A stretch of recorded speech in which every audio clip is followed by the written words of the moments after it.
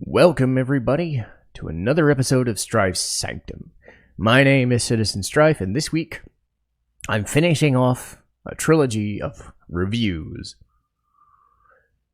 for games that I've really enjoyed, especially over the last few years, now that I've done them on YouTube and whatnot. And that is Phoenix Wright, Ace Attorney, Trials and Tribulations.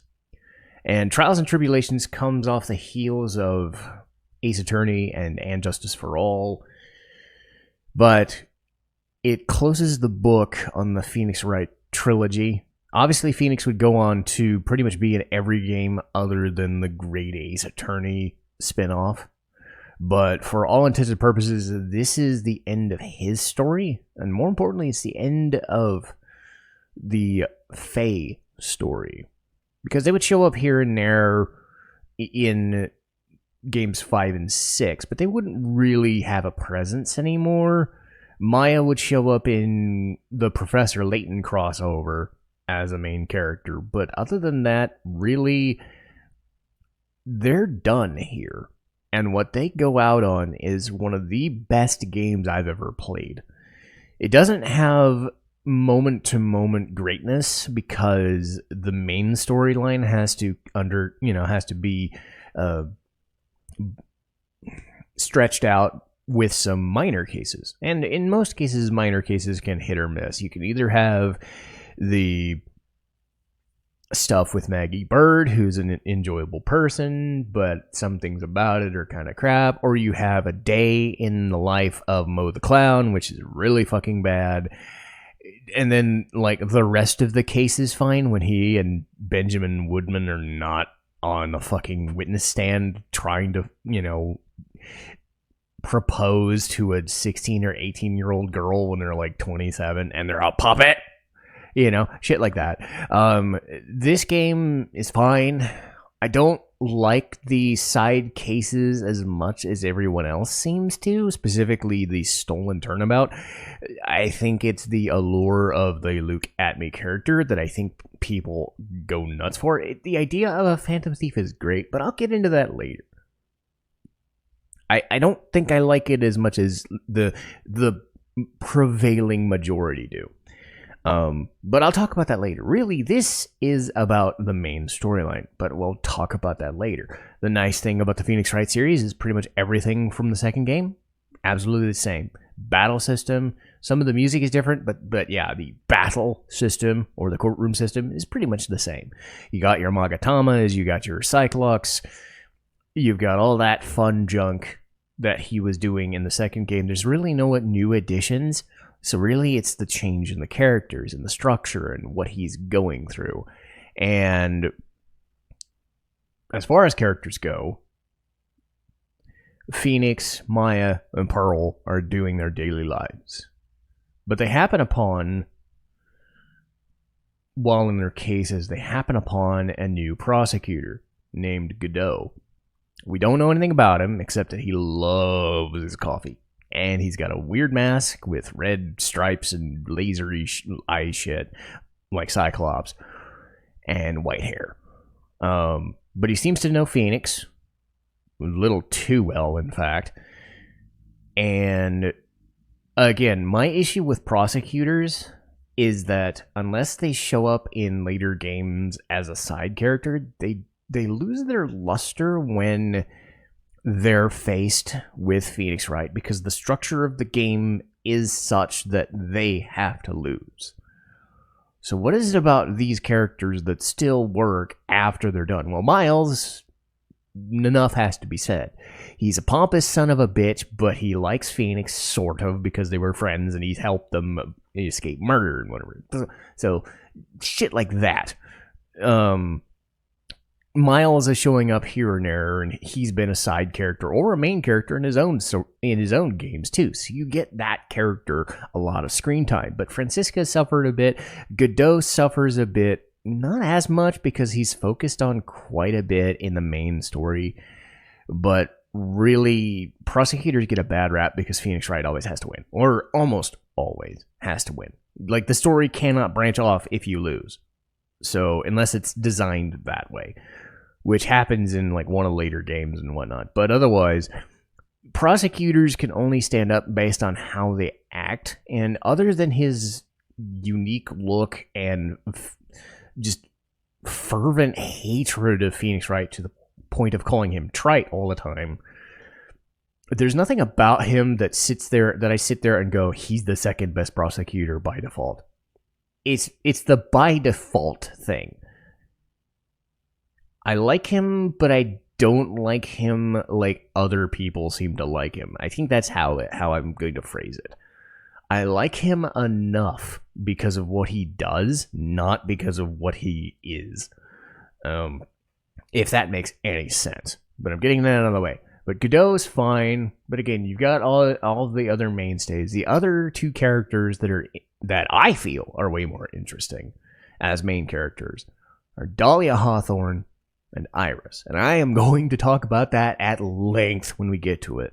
So, obviously, if you haven't played these games, or you haven't listened to my reviews of said games, assume that there are going to be spoilers, especially for this one, because I've tried to kind of ignore spoilers for the first couple, but there's no way.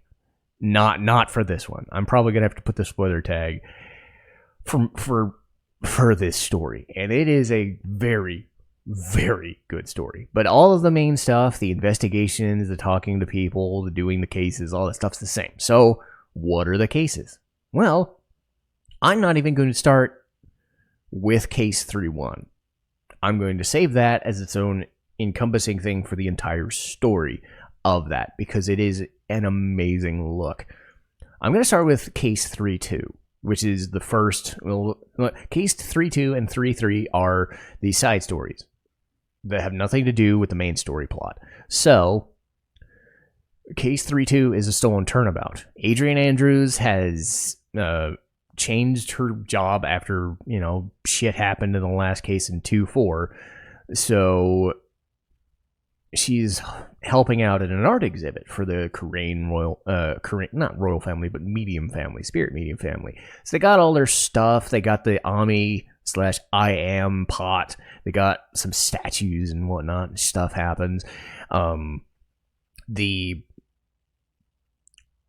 Somebody known as the Phantom Thief, Mask to Mask, is coming to take some stuff. So she hires a dude known as Luke Atme. This self-professed, great detective kind of guy who goes, Zvari! And shit like that. He's annoying as fuck, but he's charismatic as fuck, too. And I think that's why people like him. Again, I'm not as, bowled over by that character as people are. I don't think of this case as much. The benefit, I think, is it's a civil case. So it's stolen material. And I think that's one of the things that Phoenix Wright lacks most cases, is that it's a murder. I understand that murder is the big thing, and it's murder mysteries, and you've got shit like... and I think Danganronpa and Mystery Raincoat have the same thing, too. The idea of murder mysteries. Murder procedurals. That stuff. It's a big deal. But it was kind of nice in 3-2 where a lot of it wasn't about, it wasn't about a guy being dead for the most part. It was a civil case. This guy stole some stuff and we had to prove that he didn't. Ron Delight was this really squirrely Princess Leia haired looking guy who would kind of talk like this and that one, just be a fucking the insufferable, absolute fucking waste of space. That kind of person that I absolutely despise, even in characters, even in the side characters. He would do these random screams. It's pay attention, shit, and it would be really annoying. So that's probably why I don't like the case all that much. Again, not as bad as Woodman and Moe. I'm not saying that. I'm saying that Atme and Ron are not as great. They're lucky that they're in a game where the other case is also kind of But anyway, stuff happens and stuff happens and stuff happens, and they figure out that a murder has taken place during the civil case. So it becomes a murder investigation. Oh boy. I was just having fun not talking about murders for a change.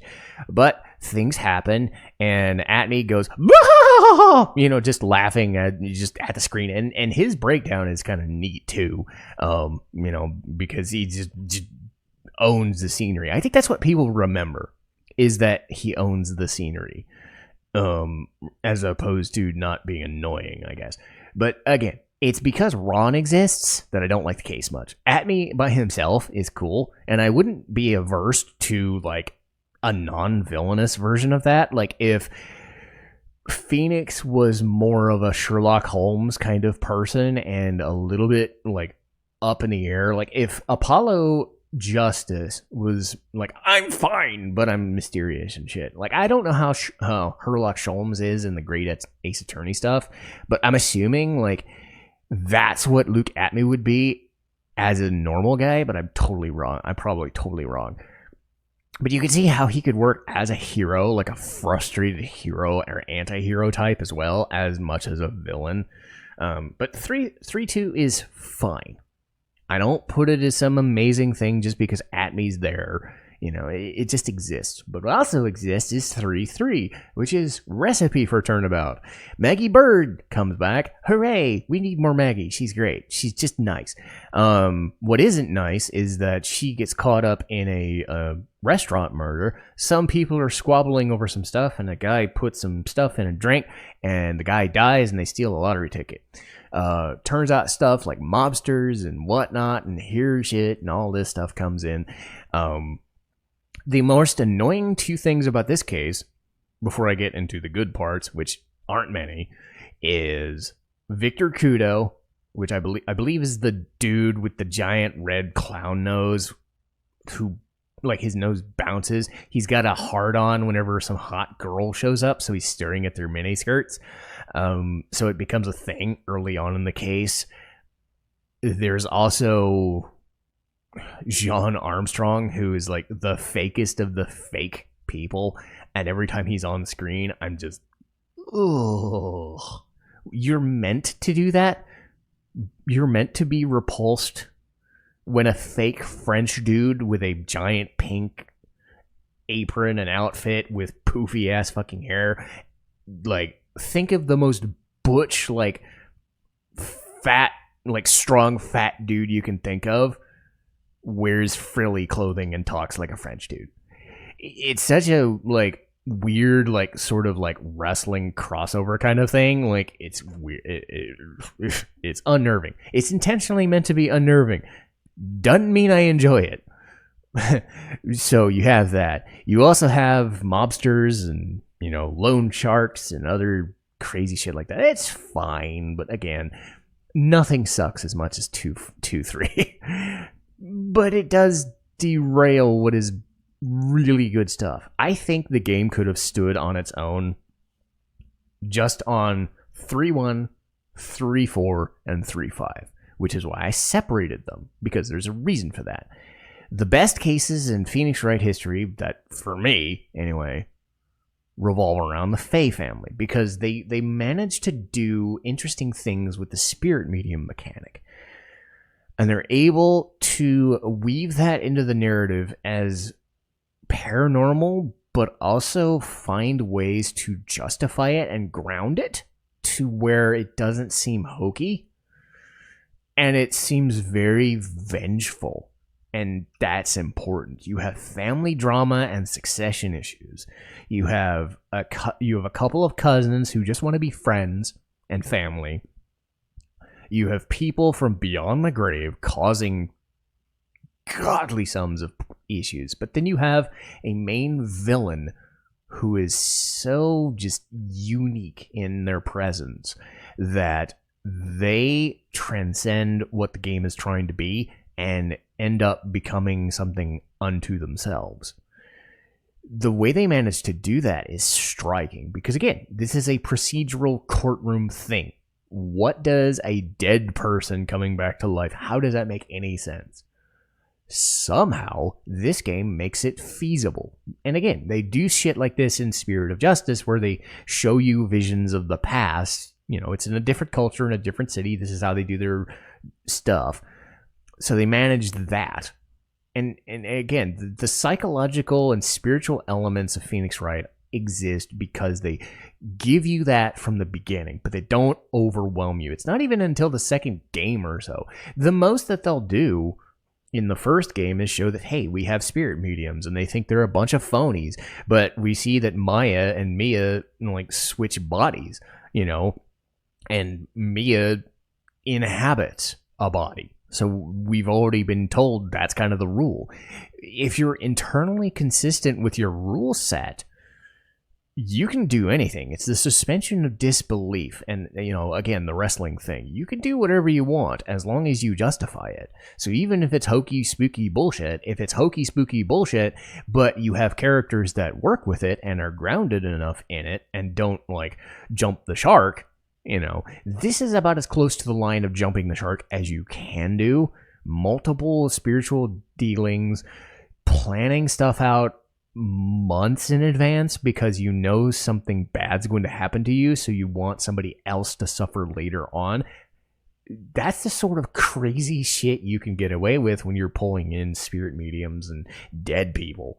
But we'll start with case 3-1. And you're actually, one of the other cool things about Trials and Tribulations is you're actually being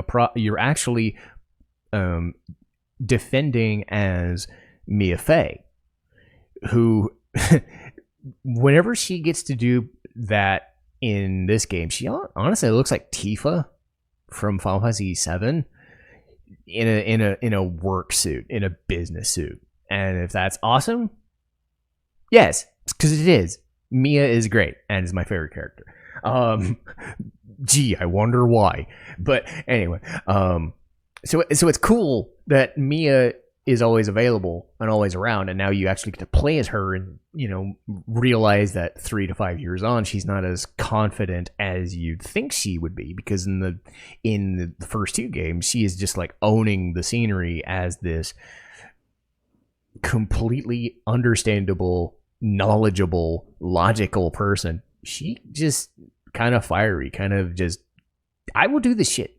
I can do it, you know, but in a good way, in a confident way, but still having enough vulnerability, the 2 cases that she gets, that it makes sense. Because in the first one, she's trying to get Phoenix off the hook for a murder at a college. And turns out that she finds a way to get him off the hook and convict somebody known as Melissa Foster. Or actually, no, Dahlia Hawthorne. I'm getting ahead of myself. The Melissa Foster thing comes later. Excuse me. But yes, Dahlia Hawthorne. So Phoenix doesn't want to believe it because Dahlia is with him here and there. There's a struggle between a dude and Phoenix, and the dude is trying to warn him that Dahlia is not to be trusted. There was a funny line, which is meant to be funny, and I don't know how many people catch on it. Dahlia is this very slender, very slim, very prim, very proper, I mean, beautiful, cute girl in a way, you know, 20, 21, 22, something like that, you know, very frail looking, got an umbrella, like the whole 9 yards. When you see the people like Snow White where the animals are crowding on them and they're just perfect in every single way, you know, that sort of thing. And it ends up working to her advantage. The judges and whatever kind of strike me down when she's kind of like, this girl's bullshitting everybody, and she can see it right away. Because it's meant to be obvious that she's bullshitting people. So Mia has this like internal monologue where she says, well, I guess we know whose milkshake brings the boys to the yard. And I'm laughing because if you've seen Dahlia Hawthorne and you've seen Mia Fey, or well, Mia to an extent, Mia Fey. Yes, you see Dahlia and Mia. I mean, It's the fact. It's just the fact that they say that, which is funny. Because I think Mia's got the biggest boobs I've ever seen in any game ever. That's not meant to be the gigantic, hentai boobs. Anyway, getting off that subject before I get stuck, she finds out that Dahlia is a complete dickhead and is putting on a front. Who could have guessed? But she just has this vengeful, just really agitated feel to her. And Dahlia gets convicted. Stuff happens in the intermediary, in between the time, and then they go a few years later into Phoenix's storyline. But they bounce back, but they bounce forward again into Turnabout Beginnings, into a separate story with Dahlia again. So the main thing is now she's going under the name Melissa Foster. And she's trying to deal with this. Again, I'm getting confused. There's Dahlia and Melissa Foster in cases, so I keep going to Melissa Foster. I'm pretty sure it's 3-4. So excuse me if I'm getting the wires crossed. I'll just call her Dahlia because it's a front. So Dahlia, under the pseudonym Melissa Foster, is trying to claim that somebody stole a gem and then found out about it, had some time in prison, and came back and went to confront the person that put them in jail. It's basically a family member, a sister or a half-sister. Turns out Mia's onto her bullshit again and finds out that Dahlia causes it again. But before they can convict, the guy drinks some poison and just dies. So it goes without saying, and she gets off scot-free. This is before the other case. So this case happens, and then the Phoenix Wright case happens. So you start seeing a little bit of a trend of the poisonings and whatnot. The idea with the poisoning was Dahlia was trying to get it back the entire time, because that was what was going to finger her for the Phoenix Wright case. She kept trying to get the poison back because there were traces of poison in there. Couldn't do it because Phoenix would never give her the thing. So we established that in two different cases, Dahlia has been playing people for fools and manipulating and killing people all along. And in the fourth case, we were introduced to Diego Armando, who is obviously Godot. What ends up happening to him is he also gets poisoned. So he comes back from the brink of death in a coma, essentially, to play the part of Godot. And that really sets the showdown for case 3-5. And 3-5 is the longest case of the trilogy for a reason. Because it takes into effect everything from the first game, everything from the second game, and everything that had been built up in the Mia cases. From the first game, you get Mia being dead and somebody coming back to try and save her, or to threaten the person who couldn't save her, in this case, Phoenix. You have multiple cases of Morgan Fay being the mastermind back in 2-2, where it builds up the family dynamics and trying to seat Pearl as the heir to the main family against her knowledge and against her will. But then you build in the fact that Dahlia exists as a Fae, or at least somebody who is born of that bloodline, but quickly gets dismissed and goes off into her own family. We find out that she's the one who's been stealing money, poisoning people, doing all these sorts of crazy things, but she gets convicted after the Phoenix Wright case. So Phoenix and Maya and Pearl go to this temple, this special course in the middle of nowhere that is going to house like tons of spiritual energy and get like Maya better prepared to take over. And she gets left on an island thanks to a thunder strike. a lightning strike. Bridge is set on fire. All this crazy shit happens. Larry Butts shows up because Larry Butts is dumb, you know, in his own smelly butts kind of way.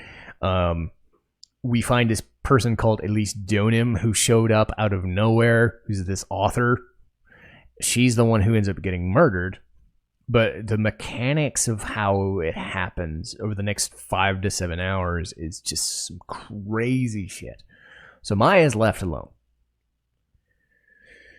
Franziska von Karma shows back up to help because Phoenix gets a cold. So Miles and Franziska have to kind of work their magic through the first part of the case. Miles takes over for Phoenix in the first bit. Phoenix feels good enough after shenanigans and learns that there's still stuff. The faux murder that happened wasn't the actual scene of the murder. They were investigating another part of the murder.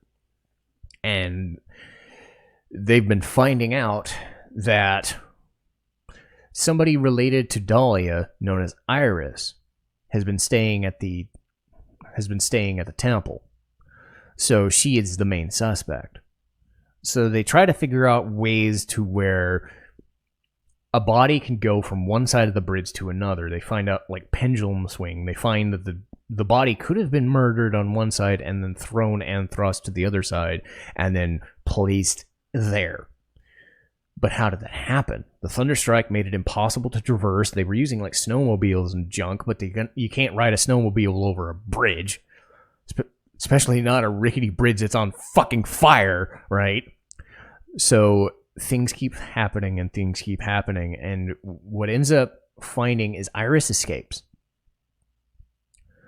Maya's been left alone. We don't know why. We don't know how. The plan all along was to keep Maya at bay long enough so that somebody, a certain red-haired ghost from the past, could come into someone else's body and just stab her. So that was Morgan's plan. Dahlia went along with it, but not because Maya was there. And that's the interesting thing. Is you build and you build and you build, and then you find out Dahlia still exists as this vengeful spirit of the damned. But she's not doing it because Morgan asked her to. She doesn't give a shit about her family. What she wants is revenge on Mia for convicting her of a crime, for being the only person to see through her bullshit and trump her the entire time. So we find out that Iris and Dahlia are twins, and that Dahlia has been messing around and is now inhabiting Iris's body. So she awoke in Elise's body to try and kill Maya. For some reason it didn't happen. But things keep going on and things keep going on, and Mia shows up. And we find out that it wasn't Pearl's body, it wasn't Elise's body for a while. Something happened, and Dahlia's body, the person she took over, was Maya the entire time. Her entire reason for still existing to take vengeance on Mia was to kill Maya. But Maya, through Mia's efforts, was able to predict that Dahlia would pull this kind of shit. So she ended up calling Dahlia so that she would survive. And I remember the lines. You can start seeing Dahlia's face just start to just quiver in just annoyance and frustration. And the entire scene of the game that this is predicated on is amazing. And if you've played it before, you'll know what I'm talking about. The idea that Mia knew enough to help out Maya to the point where she would survive. She would fall asleep, and then her body would be taken over. Dahlia couldn't believe it. And Mia had basically said, whether it's in this life or the afterlife, you're not better than me. You're just spoiled, arrogant, manipulative, and sad. And you will have to live for the rest of your afterlife, your ghostly afterlife, knowing you've never beaten me. And just the sheer, like, power of that, like, word, the verbiage there, sends Dahlia outside of Maya's body. Maya regains her consciousness as Dahlia floats to the top of the screen. The effect. And remember, this is on a DS. There's not meant to be voices. I mean, there's some voice clips, whatever, but they don't really do special effects all that much because of the hardware limitations. But the fact that you can see this, like, floating image, like, jump up out of a body with this, like, blood-curdling female scream, it's the sort of thing that I can't even fathom. And you don't get the full experience unless you've played the game. And again, this is the sort of thing that would have been hokey as shit if they'd played it any less straight. But it is played as straight as possible. To see someone this vengeful still get fucked over and then realize that all of her plans have failed and that she's still living, sort of, but she knows that she can't do the thing that she wanted to do, and she can never do it again.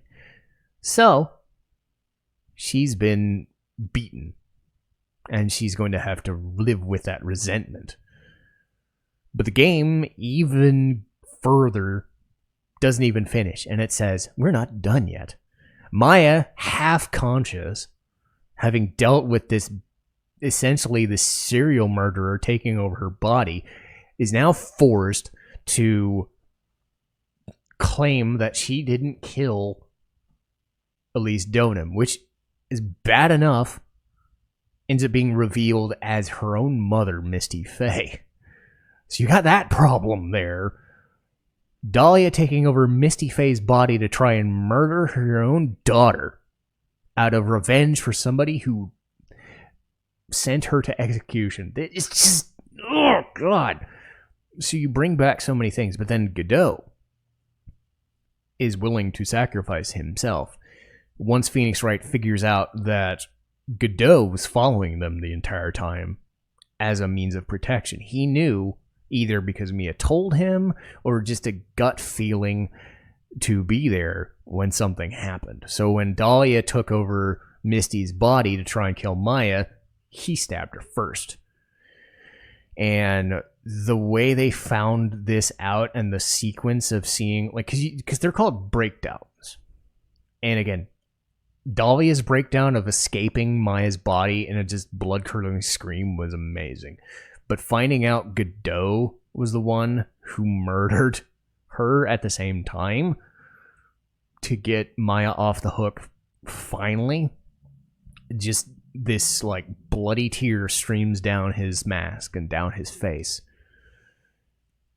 And it puts an end to a story. And again, you're not going to get the full story if you haven't played the game. Whether I'm spoiling it for you or anything like that, or if it's just going down memory lane again. I've seen this story play out like 3 or 4 different times. I saw it in the anime version, which is still pretty good. They do a little bit more with the Dahlia stuff. I don't think it's as impactful as just a scream. But there is more to go on because there's voice acting and junk, so there's a cool way they go about it. I've seen the Dahlia scream like 5 or 10 different times. I keep coming back and watching that scene just because I've played the game 3 or 4 times, watched footage a couple of times. I can't get enough of this game, and I can't get enough of this franchise. It has its ups and downs. And again, I'm going to be playing the Apollo Justice Trilogy. I played this on YouTube. I played all of the original Phoenix Wright games via the trilogy on YouTube, so I know my way around it. Apollo Justice comes out next year, and I'm going to be doing all of those too.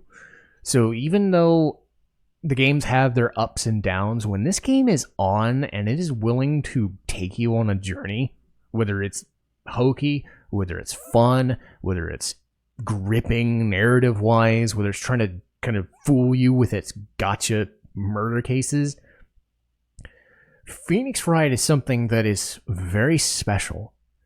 And the fact that Trials and Tribulations is widely regarded as one of the best games ever, from this little franchise that is all about courtroom drama and spirit mediums and mostly just a visual novel, it stands to reason that when you have characters in a story that can engage, you can do some amazing things. So, would I recommend Phoenix Wright, Ace Attorney, Trials and Tribulations? Well, what the fuck do you think? I can't stress this enough.